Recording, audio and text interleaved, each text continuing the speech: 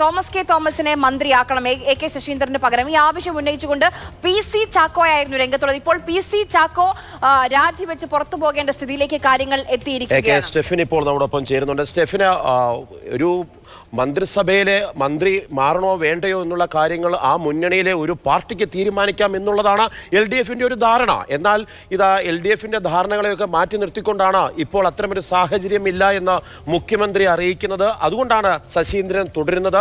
ശശീന്ദ്രൻ ആ സമയത്ത് പറയുന്നുണ്ട്, മുഖ്യമന്ത്രി ആവശ്യപ്പെട്ടാൽ, പാർട്ടി ആവശ്യപ്പെട്ടാൽ ഞാൻ ആ സ്ഥാനത്ത് നിന്ന് മാറാൻ തയ്യാറാണ് എന്ന്. എന്നാൽ മുഖ്യമന്ത്രി ഒപ്പം നിന്നത് ശശീന്ദ്രന്റെ കൂടെയാണ്. അതുകൊണ്ട് തന്നെ ശശീന്ദ്രന് പിന്തുണ വർദ്ധിക്കുന്നു. ശരത് പവാറുമായിട്ടും CPM നേതൃത്വം സംസാരിച്ച് ഒരു ധാരണയിലേക്ക് എത്തുന്നു. അപ്പോൾ സ്വാഭാവികമായിട്ടും തൻ്റെ നീക്കങ്ങൾ, അല്ലെങ്കിൽ ഒരു പാർട്ടി അധ്യക്ഷൻ എന്ന നിലയിൽ സംസ്ഥാനത്ത് ഈ പാർട്ടിയെ മുന്നോട്ട് കൊണ്ടുപോകാൻ ഇനി തനിക്ക് കഴിയില്ല എന്ന് മനസ്സിലാക്കിയതിൻ്റെ കൂടി അടിസ്ഥാനത്തിലാണോ ഇപ്പോൾ ഒരു രാജിയിലേക്ക് PC ചാക്കോ എത്തുന്നത്? മാർഷൽ, PC ചാക്കോ കോൺഗ്രസിൽ നിന്ന് NCPയിലേക്ക് എത്തിയ ആദ്യ കാലയളവിൽ PC ചാക്കോയും അതോടൊപ്പം തന്നെ മന്ത്രി AK ശശീന്ദ്രനും നല്ല രീതിയിൽ തന്നെ യോജിച്ചുള്ള ഒരു പ്രവർത്തനമായിരുന്നു ഉണ്ടായിരുന്നത്. എന്നാൽ പല കാര്യങ്ങളിൽ പിന്നീട് അവർ രണ്ട് തട്ടിലാകുന്ന സ്ഥിതി, പ്രത്യേകിച്ചും പാർട്ടിയുടെ ഒരു മേൽക്കൈ PC ചാക്കോയ്ക്ക് വേണം എന്ന ഒരു നിർബന്ധ ബുദ്ധി അദ്ദേഹത്തിന് പലയിടത്തും ഉണ്ടായിരുന്നു. അങ്ങനെ അദ്ദേഹത്തിൻ്റെ താല്പര്യമുള്ള ആളുകളെ AK ശശീന്ദ്രൻ്റെ എതിർപ്പ് മറികടന്നുകൊണ്ട് ജില്ലാ സെക്രട്ടറിയായും അതോടൊപ്പം തന്നെ മറ്റ് ഭാരവാഹികളൊക്കെയായി അദ്ദേഹം വയ്ക്കുകയുണ്ടായി. അപ്പോൾ തന്നെ അവർ തമ്മിലുള്ള ഒരു വലിയ എതിർപ്പ് തുടർന്നിരുന്നു. അതിനുശേഷമാണ് ഈ മന്ത്രിമാറ്റ വിഷയം വലിയ രീതിയിൽ അതിരൂക്ഷമായി തന്നെ പുറത്തേക്ക് വന്നത്. അതിൽ PC ചാക്കോയുടെ ഒരു നിലപാട് AK ശശീന്ദ്രനെ ഈ പാർട്ടിയിൽ നിന്ന് ഒതുക്കുക എന്നുള്ളത് തന്നെയായിരുന്നു എന്നുള്ളതാണ് നമുക്ക് മനസ്സിലാക്കാൻ കഴിയുന്നത്. അതിനുവേണ്ടി തോമസ് കെ തോമസിനെ കൂടെ നിർത്തിക്കൊണ്ട് ഒരു നീക്കമാണ് PC ചാക്കോയുടെ ഭാഗത്തു നിന്നും ഉണ്ടായിരുന്നത്.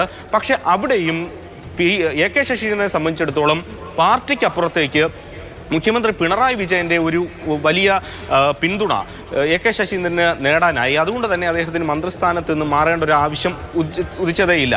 പക്ഷേ എങ്കിൽ തന്നെയും എലത്തൂരിലെ സീറ്റുമൊക്കെയായി ബന്ധപ്പെട്ടുകൊണ്ട് അദ്ദേഹം അവിടെ നിൽക്കുമ്പോൾ CPM വലിയ തോതിൽ എതിർപ്പ് അവിടെ ഉന്നയിക്കില്ല. പക്ഷെ മറ്റൊരാൾ വന്നു കഴിഞ്ഞാൽ അവിടെ CPM വലിയ തോതിലൊരു എതിർപ്പുണ്ടാക്കും. അങ്ങനെയുള്ള പ്രശ്നങ്ങളൊക്കെ തന്നെ ഉണ്ടായ ഒരു സ്ഥിതി ഉണ്ടായിരുന്നു. അപ്പോൾ ശശീന്ദ്രന് CPMൻ്റെ ഒരു നിരുപാധിക പിന്തുണ ഉണ്ടായി എന്നുള്ളതാണ് ഏറ്റവും പ്രധാനപ്പെട്ട കാര്യം. ഒപ്പം മറ്റ് പല പ്രശ്നങ്ങൾ പാർട്ടിക്കുള്ളിൽ ഈ PC ചാക്കോയുടെ ഒപ്പം വന്ന ആളുകൾ തന്നെ PC ചാക്കോയെ പിന്നീട് തള്ളിപ്പറയുന്ന ഒരു സ്ഥിതിയിലേക്ക് എത്തി. കാരണം തിരുവനന്തപുരം ജില്ലാ പ്രസിഡന്റായി അദ്ദേഹത്തിൻ്റെ കൂടെ വന്ന ആളാണ് ആട്ടുകാൽ അജി. അദ്ദേഹത്തെ തിരുവനന്തപുരം ജില്ലാ പ്രസിഡന്റാക്കി. പക്ഷേ ചില സൗന്ദര്യ പ്രശ്നങ്ങളുടെ കാര്യത്താൽ ആട്ടുകാൽ അജിയെ ആ സ്ഥാനത്ത് നിന്ന് മാറ്റിക്കൊണ്ട് ഒരു പൊടുന്നനെ ഒരു ഉത്തരവ് PC ചാക്കോയുടെ ഭാഗത്തു നിന്ന് വരികയാണ്. അവിടെ മുതൽ പിന്നീട് വലിയ വലിയ പ്രശ്നങ്ങൾ മറ്റ് ജില്ലാ കമ്മിറ്റികളിലേക്കും തുടർന്നു. ആ സമയം എപ്പോഴും AK ശശീന്ദ്രൻ്റെ ഒരു നിലപാട് മൗനമായി തന്നെ തുടരുന്ന ഒരു സ്ഥിതി ഉണ്ടായിരുന്നു. പക്ഷേ എങ്കിൽ തന്നെയും പാർട്ടിക്കകത്ത് കൃത്യമായ ഒരു മേൽക്കൈ AK ശശീന്ദ്രൻ അപ്പോഴേക്കും നേടിയിരുന്നു എന്നുള്ളതാണ് ഏറെ പ്രധാനപ്പെട്ട കാര്യം. തീർച്ചയായിട്ടും